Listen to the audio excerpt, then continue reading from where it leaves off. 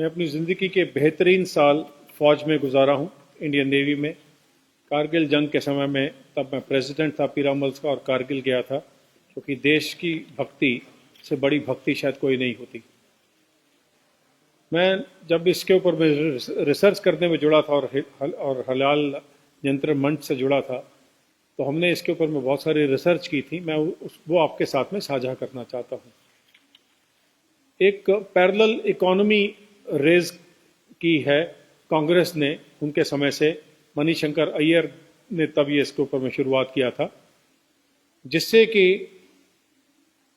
पूरे मुस्लिम समुदाय को एक टैक्स के तौर पर, एक जजिया के तौर पर हिंदू, मुसलमान, Hindu, Sikhs, schedule caste, schedule tribe, Valmiki समुदाय एक टैक्स दे, और आज हम वो टैक्स दे रहे हैं।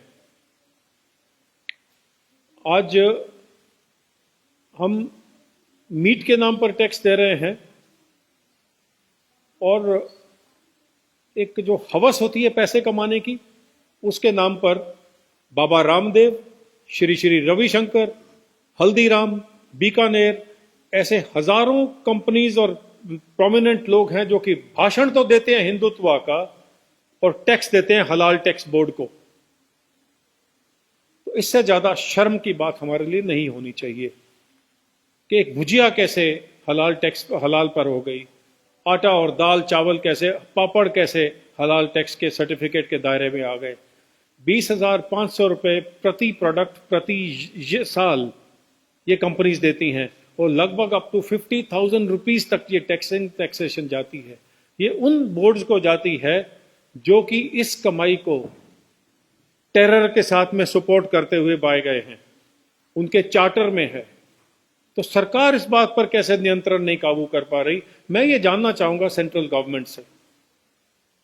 हम ये प्रश्न पूछना चाहते हैं उनसे कि क्यों कोई भी 5 स्टार होटल, कोई भी 5 स्टार होटल इस देश में सिवाय हलाल के सर्व कुछ नहीं करता है, लेकिन बताते कहीं नहीं है। कोई भी रेस्टोरेंट, कोई भी ढाबा सिर्फ हलाल मीट सर्व करता है। कोई भी एयरलाइंस, कोई भी ट्रेन सर्विसेज, आर्म्ड फोर्सेस सिर्फ हलाल सर्व कर रही हैं। सो 2% रेडिकल मुस्लिम्स कांग्रेस के बैकिंग से, मैं पूरी अथॉरिटी के साथ में, आपको पर्सनल अथॉरिटी के साथ में कह रहा हूं कि कांग्रेस की बैकिंग से, क्योंकि अपेडा का सरकारी कानून बिना कांग्रेस की सपोर्ट के पुश के आ ही नहीं सकता था। तो ये हम पर थोपा गया है ऑन द स्लाई, बिना बताए। वो जो खाएं वो उनकी मर्जी है, लेकिन एक सिख को, एक हिंदू को, जो कि जिसके मजहब के खिलाफ में है, जिसके धर्म के खिलाफ में है, रहत मर्यादा के खिलाफ में है, आप पंजाब में उसको और बाकी के देशों में कहीं पर भी हलाल खिला रहे हैं बिना उसको बताए। केरला सरकार में अभी एक विरोध हुआ था क्रिसमस से पहले, क्रिश्चियंस ने किया था, कहा था कि हमें हलाल मीट कैसे सौंपा जा रहा है, कैसे परोसा जा रहा है, और उसको पूरे दम से उन्होंने हटाने की कोशिश की, उस विरोध को शांत करने की कोशिश की। वो पब्लिक डोमेन में आया है, आप पढ़ सकते हैं। ये आज एक इंटरनेशनल इशू बन चुका है। बेल्जियम से, जैसे मेरे कलीग जस्टिस पवन कुमार ने बताया, बेल्जियम में क्या हुआ, ऑस्ट्रेलिया में बैन हो चुका है, यूरोप में बैन हो गया है। स्टन करना एनिमल को कंपलसरी है, क्योंकि आप एनिमल को तड़पता छोड़कर उसको नहीं मार सकते। ये हमारे कानून में है, लेकिन फिर भी उस सारे कानून की बिना देखरेख के, बिना उसको हवा में धज्जियां उड़ा के उसकी, और तो और टिल रिसेंटली जो हमारी जो एक मंदिर है इस देश का, पार्लियामेंट, उसकी कैंटीन में भी हलाल सर्व होता था। तो उनके पीछे पड़े कि ये क्या कर रहे हैं आप। तो जो अभी आए ओम बिरला जी, स्पीकर साहब, उन्होंने उसको हलाल को वहां से हटाया और सिर्फ वेजिटेरियन किया। क्या आपने किसी को बताया वहां पार्लियामेंट में कि आप जो दूसरे समुदाय के लोग हैं वो हलाल खा रहे हैं? क्या आप झटका मीट मुसलमानों को सर्व कर सकते हैं? क्या आप उनके साथ में वो कर सकते हैं जो आपने हमारे साथ में किया? तो ये गद्दारों की अगर लिस्ट बनाई जाए तो उसमें सबसे ऊपर में गांधी फाउंडेशन, गांधी डायनेस्टी आती है। जो उन्होंने सिखों के साथ किया वो अलग बात है, उन्होंने किसी को नहीं छोड़ा है अपीजमेंट के लिए, या उनकी जो बैकग्राउंड रही है, कनेक्टिविटी रही है इन लोगों के साथ में। अभी हलाल ब्रॉथल्स हो गए हैं, हलाल बैंकिंग तो आनी है बाकी। अभी लिपस्टिक हलाल होना चाहिए, ड्रग्स हलाल होना चाहिए, शरीयत लॉ 2%। फिर जो रेडिकल्स हैं, सभी मुस्लिम्स तो रेडिकल नहीं होते, बहुत मिनिमम होंगे, वो 2% रेडिकल्स और 100% रेडिकल कांग्रेस, ये मिलके एक गठबंधन बना के पूरे देश को हलाल कर रहे हैं। और हम चुपचाप से सहन कर रहे हैं, बिकॉज हमें तो कोई जूता मार जाए हमें फर्क नहीं पड़ता है।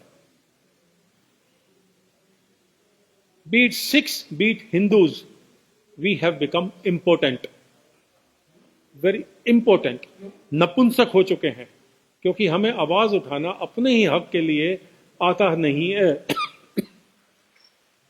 और ये बहुत शर्म की बात है जो मैं आपके साथ में साझा कर रहा हूं। जी, तो समझ में नहीं आता है कि आवाज कैसे उठाएं, आप कहते हैं। तो यही, इसी के लिए आप लोगों से प्रार्थना है। हलाल क्या है ये लोगों को पता नहीं है। हलाल सिर्फ मुसलमानों का एक रिलीजियस तरीका है, वो हिंदू सिखों के धर्म के विरुद्ध है। ये हमें समझ में नहीं आता है। क्यों वैक्सीन हलाल होना चाहिए, क्यों ऐसा कुछ लोग इसके ऊपर में प्रेशर कर रहे हैं? मैं उन देशों से पूछना चाहूंगा, जैसे पाकिस्तान ने बताया था, पीछे उनके बहुत बड़े प्रवक्ता हैं, कि मुसलमानों ने तो एक बॉल पॉइंट की निब तैयार नहीं किया है, वैक्सीन कहां से तैयार करेंगे? अभी कुछ एक कंट्रीज ने बोला है कि जो पोर्क का अगर जेलेटिन है तो वो कोई बात नहीं, उसको चलने दीजिए, इंसानियत को बचाना जरूरी है। ये मुस्लिम देशों ने कहा है, लेकिन उसको मनाने के लिए फंडामेंटलिस्ट को कहां राजी करेंगे? आपने हमारे कॉन्स्टिट्यूशन की धज्जियां उड़ा दी, वो कॉन्स्टिट्यूशन जिसको कि हम अपना माई बाप समझ के चलते हैं।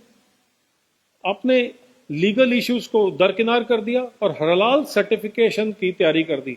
सो एयर इंडिया के किसी भी जहाज में आप जाइए, आपको एयर होस्टेस सिर्फ मांगने पर हलाल सर्टिफिकेट की फोटो देगी।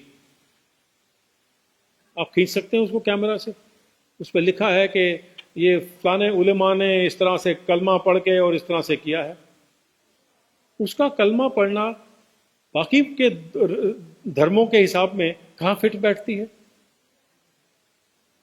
जब मैं ये क्वेश्चन रामदेव जी से पूछना चाहता हूं, क्योंकि जब भी हलाल सर्टिफिकेट देते हैं तो एक मौलवी उस प्रोडक्शन हाउस में जाता है और वहां बैठकर कलमा पढ़ता है।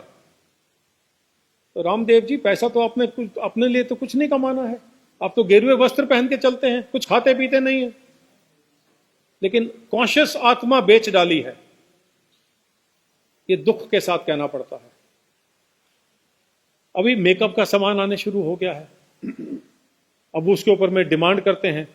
केरला में मुस्लिम समुदाय ने कहा है कि बिल्डिंग जब बनेगी उसको तभी माना जाएगा जब वो हलाल की बिल्डिंग हो। सीमेंट कब से हलाल हो गया और हराम हो गया? और हलाल आपके लिए जायज है, हलाल बाकी देश के लिए हराम है। और ये मैं सरकार से पूछना चाहता हूं कि हम सारे चुप क्यों हैं, जबकि इसका बिजनेस आज की तारीख में 110,000 करोड़ हो गया है। लगभग 1.5 से 2 करोड़ लोग रोजगार से हटा दिए गए हैं, सिर्फ मुस्लिम समुदाय को बीच में लाया गया है। यह है एक कांग्रेस सरकार की देन पिछले 50-60 सालों में। चलिए, वो तो चले गए, उम्मीद करते हैं कि कांग्रेस मुक्त भारत जल्दी दिखेगा, लेकिन तब दिखेगा जब हम इस हलाल पैरेलल इकोनॉमी को रोक सकते हैं। नहीं तो कसाब को बिरयानी खिलाई इतने साल में, और जितने टेररिस्ट पकड़े जाते हैं उनके लिए सबसे बेहतरीन लॉयर ये जमायत उलेमा और जमायत महाराष्ट्र और हलाल टैक्स बोर्ड देते रहेंगे? वो पैसा कौन दे रहा है? आप और मैं। क्या ये इस देश के लिए, जिसको हम बड़े शौक से, गौर से, गर्व से बोलते हैं हिंदुस्तान, जायज है? ये प्रश्न आपको उठाना है। मेरे पास और कहने के लिए इसके बारे में और कुछ नहीं है, सिवाय इसके कि हम दोनों, पवन जी और हम, आपके सवालों के कुछ जवाब देना चाहेंगे। आपसे रिक्वेस्ट है कि इसको, अवेयरनेस को क्रिएट करिए, क्योंकि बिना हमें बताए कोई हमें हलाल सर्व करे, ये तो कानून के खिलाफ है। और कानून सिर्फ उतनी ही नींद सोया है जितनी कि हमारी सरकारें। शुक्रिया। आज की